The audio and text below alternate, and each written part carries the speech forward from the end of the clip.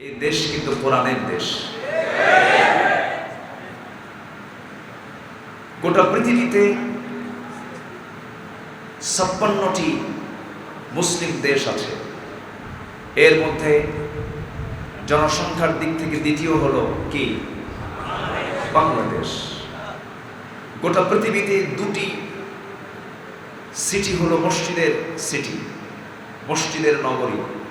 এর মধ্যে একটা হলো কোন সিটি? ঢাকা সিটি। ঢাকা হলো মসজিদের শহর। এরপর হলো তুরস্কের ইস্তাম্বুল, মসজিদের শহর, মসজিদের সিটি। আবার গোটা পৃথিবীতে সবচেয়ে সংখ্যার দিক থেকে হাফেজ যে দেশে বেশি, সে দেশের নাম কি? আরো জোরে, বাংলাদেশ। আল্লাহ নিজেও কিন্তু হাফেজ, আল্লাহ নিজেও হাফেজ।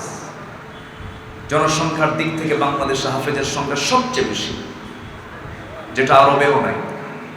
বলি আলহামদুলিল্লাহ, জোরে বলি আলহামদুলিল্লাহ। সম্মানিত ভাইয়েরা, আমার দেশে হাফেজ শুধু সাধারণ হাফেজ না, গোটা পৃথিবীর হাফেজকে হারাইয়া দেওয়া হাফেজ। বলি আলহামদুলিল্লাহ।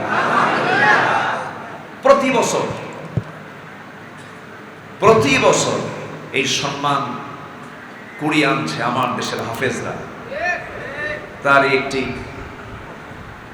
তাজা একটা সংবাদ হলো, গত কয়েকদিন আগে সালেহ আহমেদ তাকরিম, সে 111টি দেশের ভিতরে থার্ড হয়েছে, তৃতীয় হয়েছে। বলি আলহামদুলিল্লাহ। সম্মানিত হাজিরিন, কোরআন যে পড়বে সে সম্মান পাবে, কোরআন যে মানবে সম্মান পাবে, কোরআনকে যে প্রতিষ্ঠার সংগ্রাম করবে সে সম্মান পাবে, কোরআনের বিরুদ্ধে যে কথা বলবে সে লাঞ্ছিত হবে, সে অপমানিত হবে। এটা ইতিহাস বলে দেয়। আবু জেহেল কোরআনকে নিভিয়ে দেওয়ার জন্য চেষ্টা করেছিল। সে কি সম্মানিত না লাঞ্ছিত? সে কি সম্মানিত না অপমানিত? অপমানিত। আবু জেহেল কিন্তু ছোটখাটো নেতা ছিল না, আতিপাতি নেতা না, অনেক ওই সময়ের বড় নেতা। কিন্তু সেই বড় নেতৃত্ব মাটির সঙ্গে মিশিয়ে গেল শুধুমাত্র কোরআনের সাথে শত্রুতা করার জন্য। অতএব কোরআনকে সম্মান করুন। কোরআন জাতির সিনায় যারা লালন করছেন তাদেরকে সম্মান করুন, তাদেরকে মূল্যায়ন করুন, আলেমদের সম্মান করুন। কুন আলিমান আও মুতাআল্লিমান আও মুস্তামিআন আও মুহিব্বান ওয়ালা তাকুন খামসান ফাতুলি। আলেম হও, অথবা ছাত্র হও, অথবা শোনো, অথবা তাদেরকে ভালোবাসো। পঞ্চম ব্যক্তি হইও না, তুমি ধ্বংস হয়ে যাবে। এই জন্য আলেমদের সম্মান আছে না নাই? আসতে বলবেন না, আছে না নাই? আল উলামা ওয়ারাসাতুল আম্বিয়া। আলেমরা হলো নবীদের ওয়ারিস। কত সম্মান! কিন্তু আবার বলতে বলতে আবার আলেমরা আবার এক লাইন বেশিও কয়। কেমনে বেশি কয়? যেরকম একটা হাদিস চালায় দেয়, কিন্তু আসলে কোনো হাদিসই না এটা। যেরকম উলামা উম্মতি কাআম্বিয়া বনি ইসরাঈল, ভুল কথা। এই হাদিসের কোনো সনদ নেই, এটা ভিত্তিহীন কথা। মানে এই উম্মতের যারা আলেম বনি ইসরাঈলের নবীর মতো, এটা বেশি বাড়াবাড়ি কথা। এটা কোনো হাদিসে কিন্তু নাই। এরকম করে কিছু কিছু কথা বাড়তি বলা আছে। আল্লাহ তো আলেমদের সম্মান দিয়েছেন, একদম সোজা নস কোরআনে স্পষ্ট আছে। কত দামি কথা! আল্লাহ তাআলা বলেছেন, ইন্নামা ইয়াখশাল্লাহা মিন ইবাদিহিল উলামা। ও দুনিয়ার মানুষ জেনে রেখে দিও, এই পৃথিবীতে যত বান্দা, যত শ্রেণী আছে, যত ক্লাস আছে, ব্যবসায়ী, চাকরিজীবী, যত শ্রেণীর পেশার মানুষ আছে, সমস্ত মানুষের ভিতরে আমাকে সেই বান্দাগুলো সবচাইতে বেশি ভয় করে যারা হলো আলেম ওলামা। জোরে বলি সুবহানাল্লাহ। এত বড় কথা হওয়ার পরে আবার এই বানায়া বানায়া বনি ইসরাইলদের নবীর সমান হলো এই জামানার আলেম ওলামা, এটা বলার দরকার নেই। নবী তো নবী, নবীদের শান মান সবার চাইতে কম না বেশি? কম না বেশি? বেশি। আল্লাহ তাআলা তাদের ফার্স্ট ক্লাস করেছেন। নবীয়িন, শুহাদা, সালিহিন, তারা হচ্ছে মানুষের ভিতরে সবচাইতে ফার্স্ট ক্লাস, প্রথম শ্রেণী। তাদের সমকক্ষ কোন শ্রেণী পৃথিবীতে আর নাই। সম্মানিত ভাইয়েরা, কথা আছে, এখন কি সাউন্ড সবার কানে কানে যায়? সবাই শুনতে পাচ্ছেন? বলি আলহামদুলিল্লাহ। আসুন, কোন সূরা থেকে কথা বলতে চাচ্ছি আমরা? সূরা সফ। সফ মানে কি? কাতার অথবা প্রাচীর। কাতার কাতার, সফ। সম্মানিত ভাইয়েরা, এই কোরআন যার উপরে নাযিল হলো তিনি কি সাধারণ কোনো মানুষ? তাহলে কি সামনে একটা অ লাগাতে হবে? সাধারণ না অসাধারণ? অসাধারণ। তিনি কি মানব শুধু না মহামানব? মানব না মহামানব? সব পাথরই পাথর, কিন্তু পরশ পাথর কি ওইরকম? সব পাথরই পাথর, কিছু পাথর আছে খুব দামি, আছে না নাই? সম্মানিত ভাইরা, এই কোরআন এমন একজন মহান ব্যক্তির উপরে নাযিল হলো যার সম্মান, যার মর্যাদা, যার প্রতি আল্লাহর ভালোবাসা এত তীব্র থেকে তীব্রতর, যাকে আল্লাহ তাআলা নিজে কখনো নাম ধরে ডাক দেন নাই। জোরে বলি সুবহানাল্লাহ।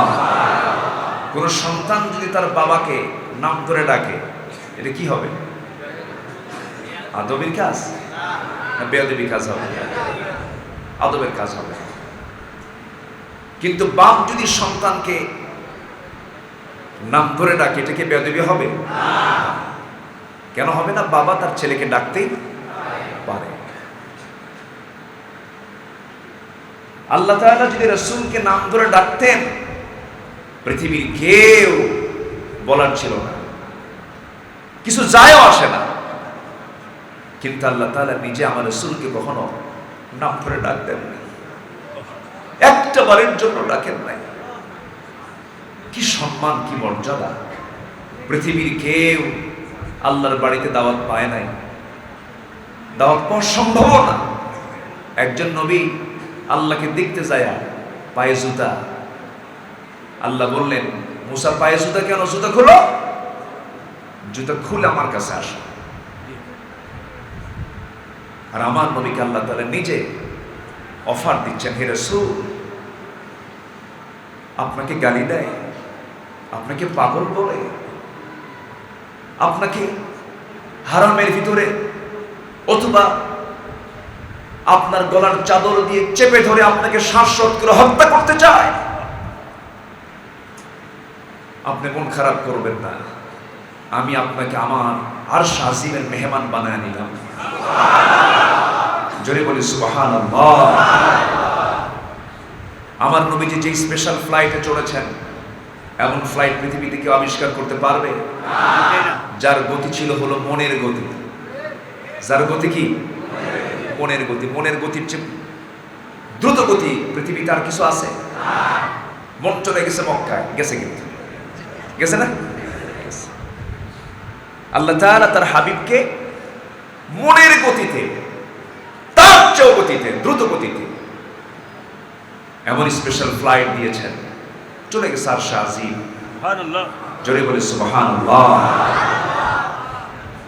কোন কবি তার কবিতা দিয়ে তার প্রশংসা করে শেষ করতে পারবে না, কোন সাহিত্যিক তার সাহিত্যের সৌন্দর্য দিয়ে রাসূলের সৌন্দর্য ফুটায় তুলতে পারবে না।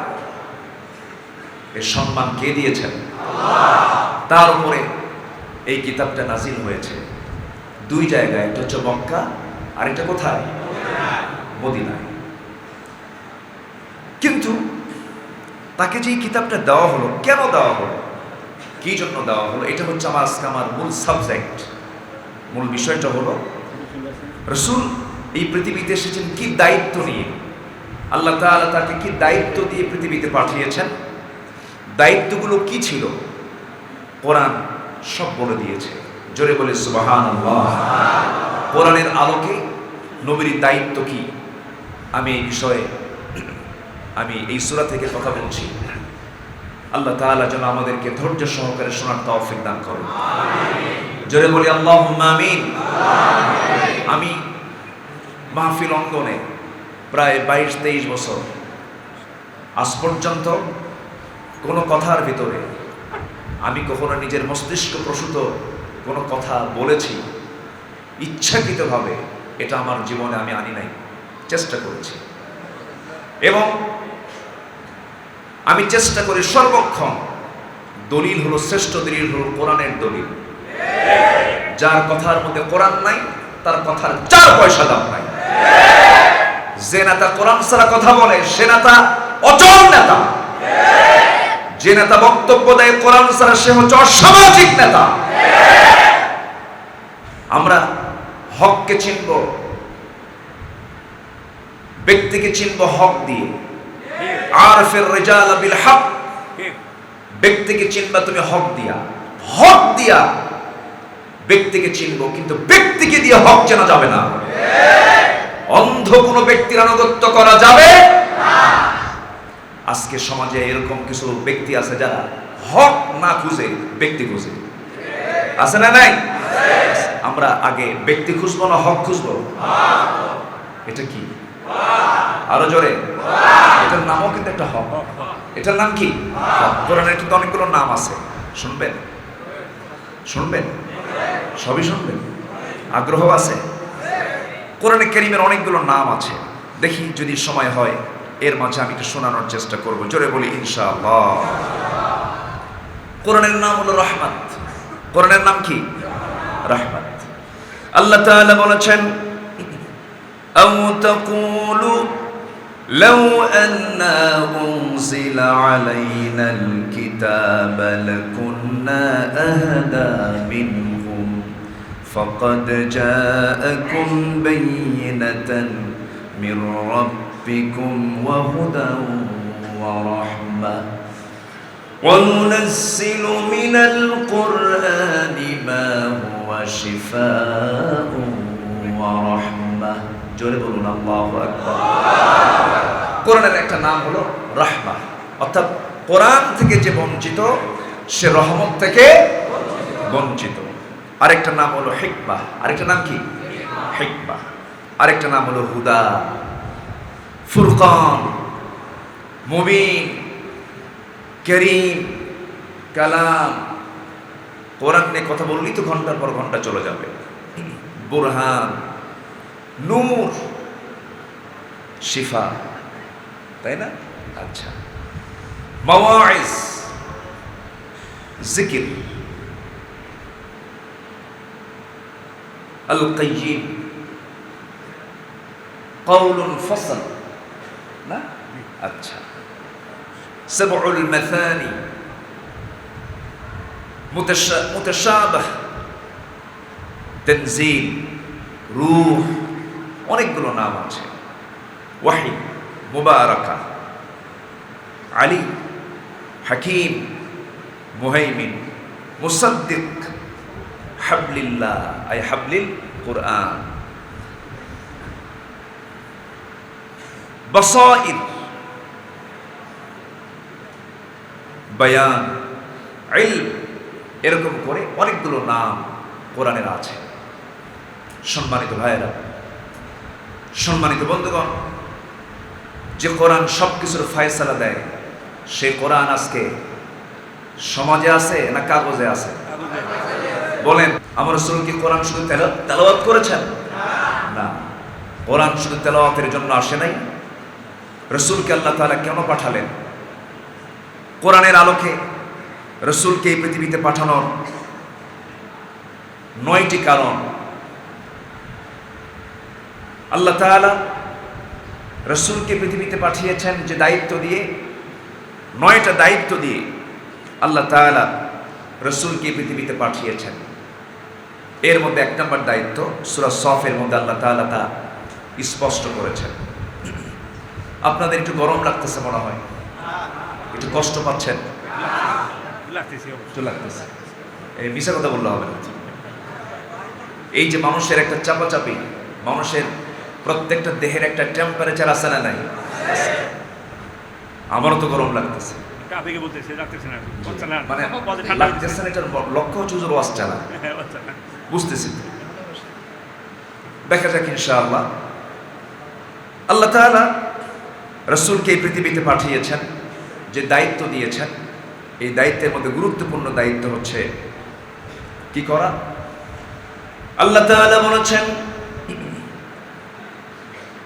হুয়াল্লাযী আরসালা রাসূলাহু বিল হুদা ওয়া দীনিল হক লিইয়ুযহিরাহু আলাদ-দীনি কুল্লিহি ওয়া কাফা বিল্লাহি শাহীদা ওয়ালাউ কারিহাল মুশরিকুন।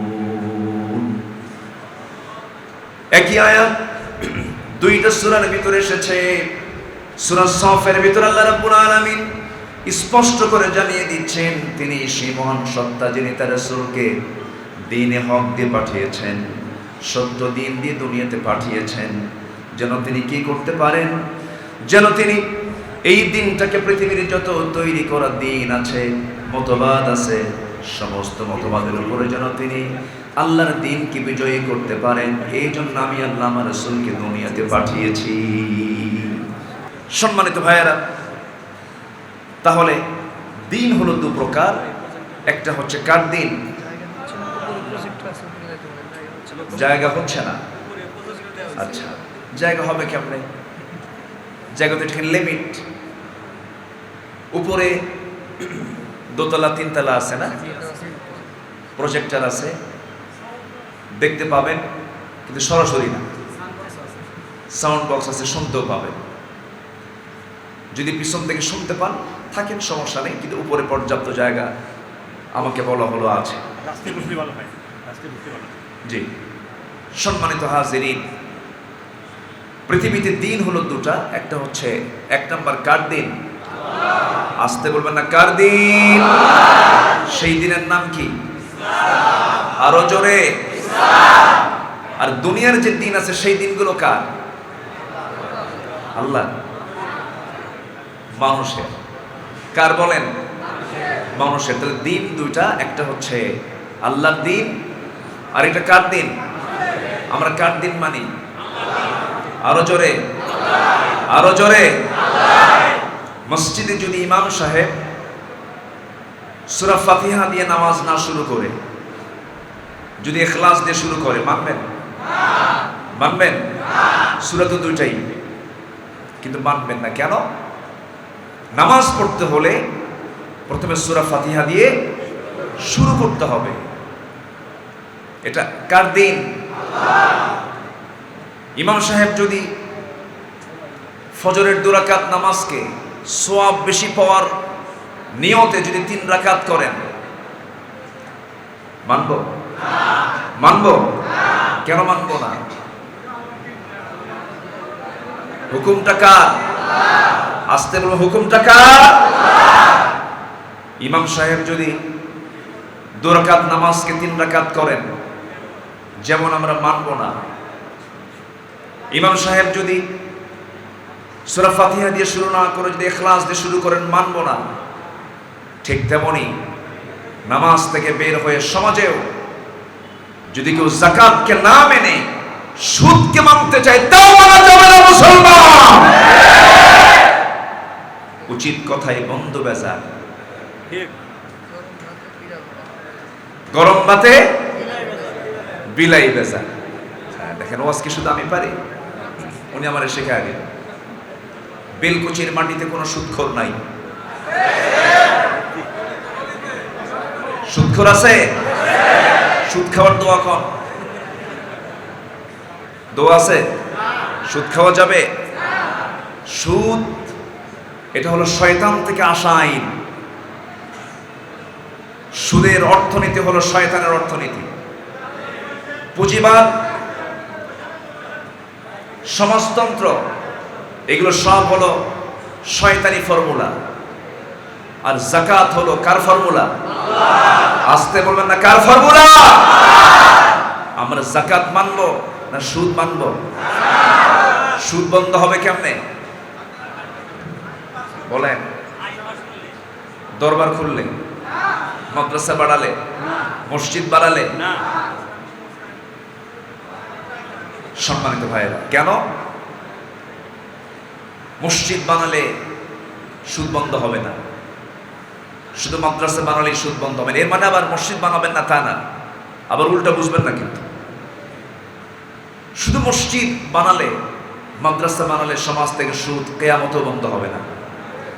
সুদকে বন্ধ করার জন্য দুনিয়ার সমস্ত সুদের বিপরীত, কি বলে, যাকাতের বিপরীত সমস্ত নোংরা অর্থনীতিকে সবগুলো সমাজ থেকে উৎখাত করে যাকাত চালু করতে হবে মুসলমান।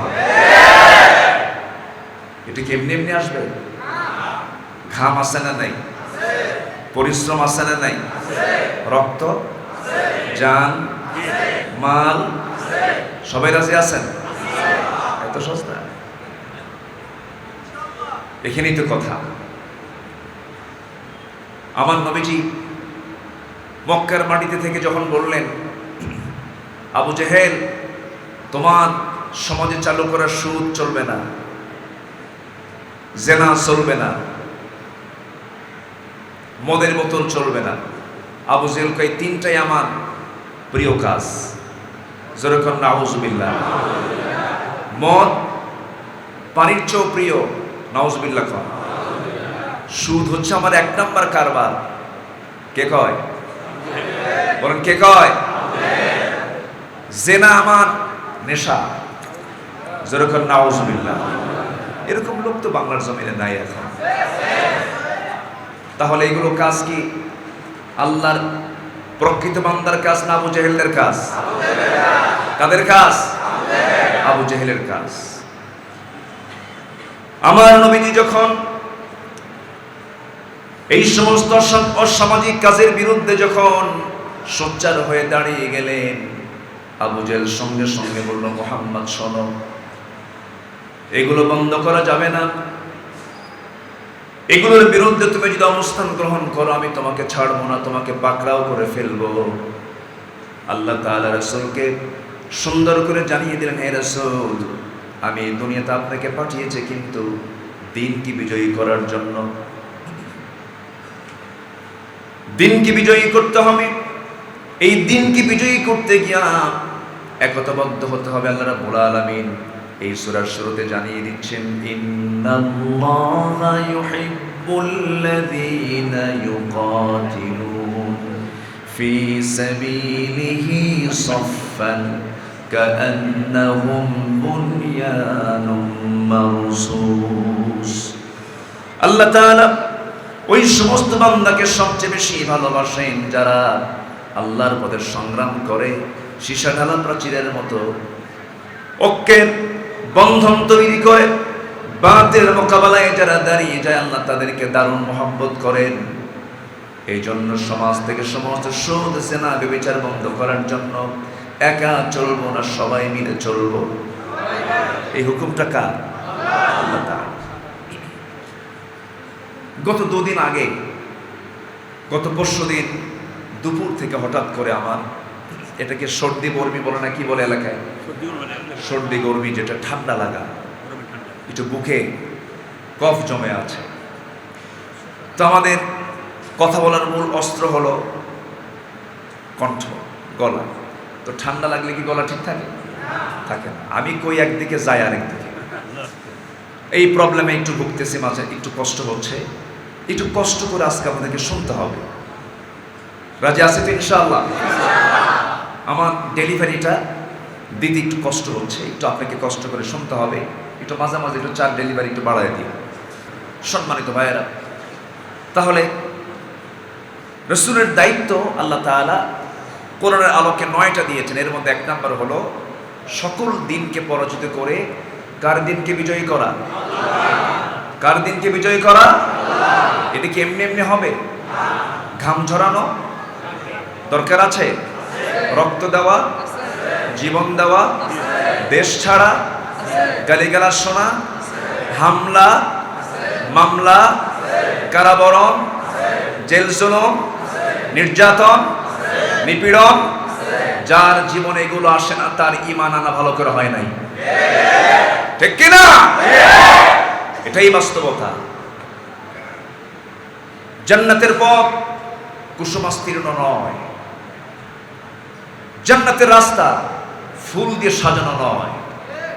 জান্নাত যেতে হলে বাধা, কাটা, বিপত্তি, জুলুম, নির্যাতন, এই সমস্ত পথ পাড়ি দিয়েই আমাকে জান্নাতের দরজায় পৌঁছতে হবে।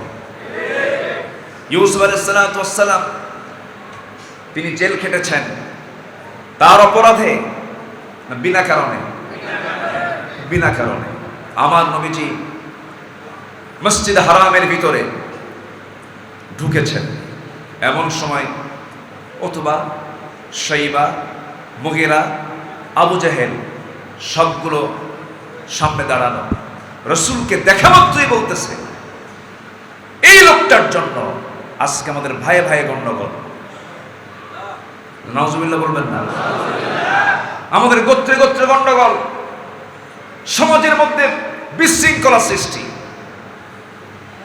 এই সমস্ত কথাগুলো বলে সবাইকে উত্তক্ত করে ফেলল, উত্তেজিত করে এক পর্যায়ে অথবা করলো কি, আমার নবীজির দিকে তেড়ে আসলো মারার জন্য। আমার নবীজির গলায় ছিল চাদর, চাদরটা দিয়ে নবীজির গলায় ফাঁস দিয়েছে। আমার নবীজি অসহায়ের মতো সামনে দাঁড়ায় আছে। সিরাত গ্রন্থে এসেছে সঙ্গে সঙ্গে আমার নবীজির সবচেয়ে কাছের প্রতিবেশী সাইয়েদনা আবু বকর সিদ্দিক রাদিয়াল্লাহু তাআলা আনহু তিনি দৌড় মেরে চলে আসলেন।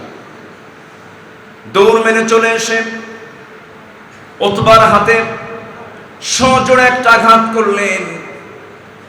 উতবা পড়ে গেল। রাসূলকে সেই জায়গা থেকে আস্তে করে নিরাপদে ফিরে আনলেন।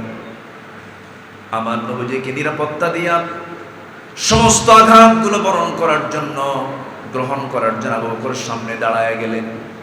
সমস্ত রাত তারা চারল আবু বকরের উপরে, মারতে মারতে এত রক্তাক্ত করে ফেললো যে রক্তের তীব্রতা নাক দ্বারা দেখা যাচ্ছিল না, নাকটা যেন তার মুখ থেকে সরে গেছে। সিরাত ইবনে হিশাম গ্রন্থে এসেছে, উতবা করলো কি, খড়ম জুতা দিয়া, কাঠের জুতা দিয়া আবু বকর সিদ্দিক রাদিয়াল্লাহু তাআলা আনহুর নাকের উপরে এমন জোর আঘাত করলো, নাকটা চ্যাপ্টা হয়ে গেল, ফিনকি দিয়ে রক্ত পড়া শুরু হলো। উতবার শাইবা, মুগীরা, আবু জাহেল সবাই মনে মনে চিন্তা করলো কুহাফার ছেলে আবু বকর বুঝি মারা গেছে। এই দৃশ্য দেখে তারা চলে গেল। কয়েক ঘন্টা পর সেন্স তার ফিরে এলো। চতুর্দিকে তাকায় দেখেন কেউ নাই।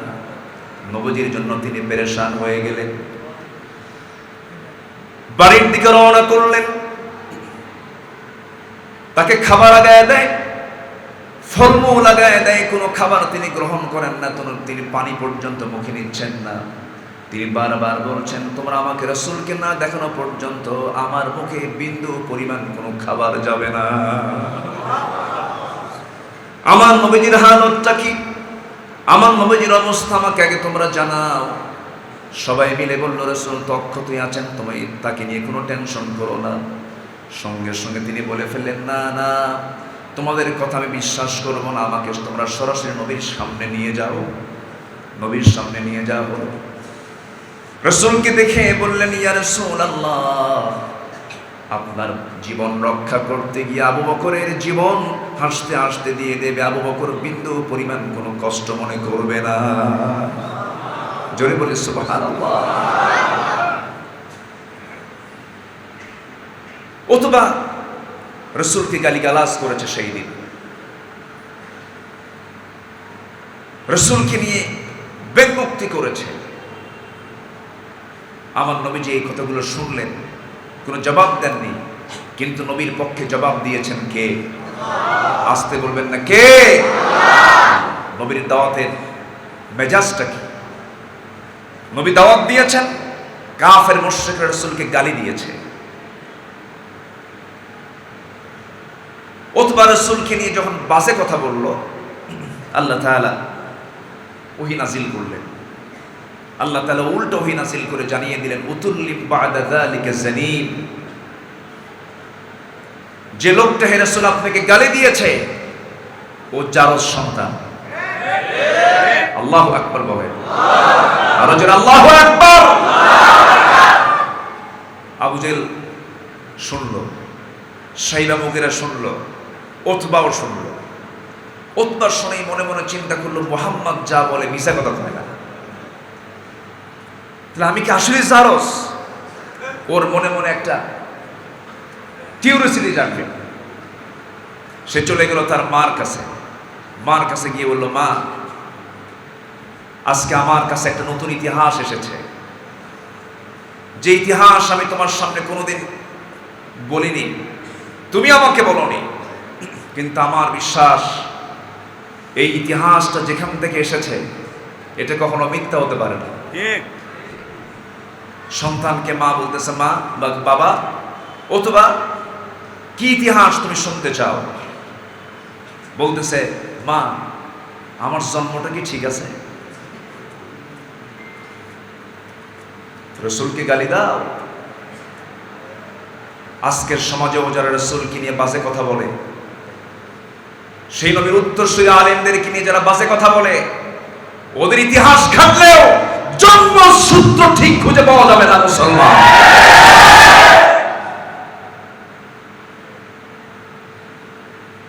সন্তানকে মা আস্তে করে ডাক দিয়ে বলে, বাজান এদিকে আয়।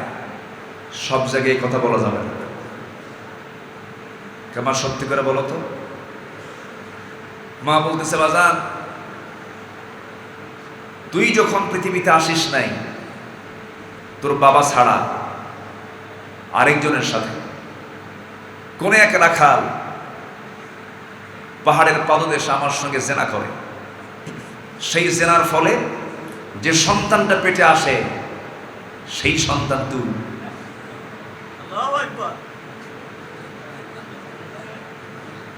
উতবার মনটা মরে গেল, উতবার মনটা মরা মরা হয়ে গেল। তাই তো মুহাম্মদ তো মিছা কথা কয় না। মুহাম্মদ কথা কয় না, আল্লাহ আল্লাহ বলেন। আমার নবী কি নিজের কথা বলেছেন? তাকে বলে দিয়েছেন কে? আসতে বলবেন না, কে? আমরা রাসূলকে মানি আবেগ দিয়ে না দলিল দিয়ে? বলেন বলেন বলেন বলেন। আমরা রাসূলকে মানি আবেগ দিয়ে না দলিল দিয়ে? আবদুহু ওয়া রাসূলুহু। আপনি এমনি একজনকে পীর বানায় নিবেন যে পীরের মুখে দাড়ি নাই।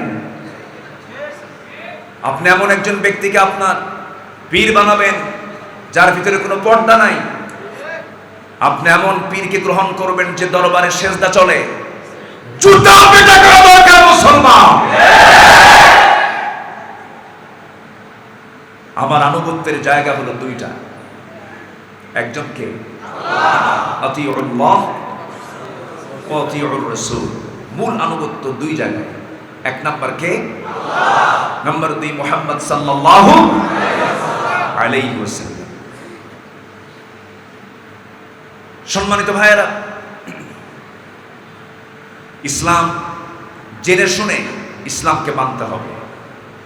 জেনে খুশি হবেন রাশিয়ায় মুসলমানের হার বাড়তেছে, আমেরিকাতে মুসলমানের হার বাড়তেছে। আগামী 50 বছর পর গোটা পৃথিবীর ম্যাক্সিমাম জনগোষ্ঠী হবে মুসলমান। বলি আলহামদুলিল্লাহ। উলিল আমরি মিনকুম, ইসলামী নেতাকে মানতে হবে। জি, থামেন, লাইন আসতেছি তো। সম্মানিত ভাইয়েরা, আতিউল্লাহ ওয়া আতিউর রাসূল ওয়া উলিল আমরি মিনকুম, কিন্তু মূল আনুগত্য দুজন। তোমাদের মধ্যে যারা আমির, তোমাদের মধ্যে যারা নেতা, কোন নেতা? মুসল্লা না দাড়িওয়ালা? আসতে কর। মুসল্লা না দাড়িওয়ালা? আল্লাহর দিন না দুনিয়ার দিন? আল্লাহর দিনকে মেনে যারা নেতৃত্ব দেয় তাদের নেতৃত্ব তোমাকে মানতে হবে। কার হুকুম? আল্লাহর। সম্মানিত ভাইয়েরা, রাসূলের দায়িত্ব আল্লাহ তাআলা কোরআনের আলোকে 9টা দায়িত্ব আল্লাহ তাআলা তাকে দান করেছেন। কয়টা বলেন তো? 2টা বলেছি। 1 নাম্বার হলো এই জমিনে কার দিন কায়েম করা, নাম্বার 2 হলো মানুষকে সতর্ক করা। আরো আছে কয়টা? শুনবেন? আজ কি শুনবেন? গরম যে, আমারও কষ্ট হচ্ছে, তাও কোনো আপত্তি নাই, জোরে বলি ইনশাআল্লাহ। নাম্বার 4 হলো উপদেশ দান করার জন্য আল্লাহ তাআলা তাকে পাঠিয়েছেন। ফাযাক্কির ইন্নামা আনতা মুযাক্কির। নাম্বার 5, মন গড়া কথা না বলা। রাসূল যা বলেছেন নিজের কথা না আল্লাহর কথা? মা ইয়ানতিকু আনিল হাওয়া ইন হুয়া ইল্লা ওয়াহয়ু ইউহা। নাম্বার 6 হলো দিন প্রচারে বল প্রয়োগ না করা। লাস্তা আলাইহিম বিমুসাইতির ইল্লা মান তাওয়াল্লা ওয়া কাফার। হে রাসূল, আমি আপনাকে দারোগা করে পাঠাই নাই, আপনি শুধু দাওয়াত দেবেন। হেদায়েতের মালিক কে? আসতে বলবেন না, কে? আল্লাহ তাআলা। আচ্ছা, নাম্বার 7 হলো মানব জাতিকে মুক্তির দিশা দেখানো। মুক্তির দিশা দেখানোর দায়িত্ব আল্লাহ তাআলা রাসূলকে দিয়েছেন। ওয়া ইন্নাকা লাতাহদি ইলা সিরাতিম মুস্তাকিম। নাম্বার 8 হলো গোটা মানবতার কল্যাণ সাধন করা। রাসূলকে বলা হয় রাহমাতুল লিল আলামিন। রাসূল হচ্ছেন গোটা জগতের জন্য রহমত। আচ্ছা বসেন। গোটা জগতের জন্য রহমত, বলি আলহামদুলিল্লাহ। আল্লাহ তাআলা তার হাবিবকে এই 9টি দায়িত্ব দিয়ে দুনিয়াতে পাঠিয়েছেন। রাসূল চলে গেছেন, তার রেখে যাওয়া দায়িত্ব পালন করবে কারা? আমাদের সেই উম্মতের দায়িত্ব আছে না নাই? আসতে বলবেন না, আছে না নাই? বাতিলরা বাতিলের দাওয়াত দেবে, আমরা হকের দাওয়াত দেব। বাতিলরা বাতিলের পক্ষে লড়াই করবে, আমরা হকের পক্ষে লড়াই করব। বাতিলরা খারাপ দিকে ডাকবে, আমরা হকের দিকে ডাকবো। ওরা আমার হাত কেটে ফেলবে, আমরা পা দিয়ে এগিয়ে যাব। 2টা পা কেটে ফেলবে, আমরা হামাগুড়ি দিয়ে যাব। চোখ তুলে ফেলবে, আমরা ইশারা দিয়ে যাব। আমাদের বুক ঝাঁঝরা করে দেবে, তবু সামনের দিকে এগিয়ে যাব, পিছপা হব না। আল্লাহ তাআলা সবার ঈমানকে মজবুত বানিয়ে দাও। জোরে বলি আল্লাহুম্মা আমিন।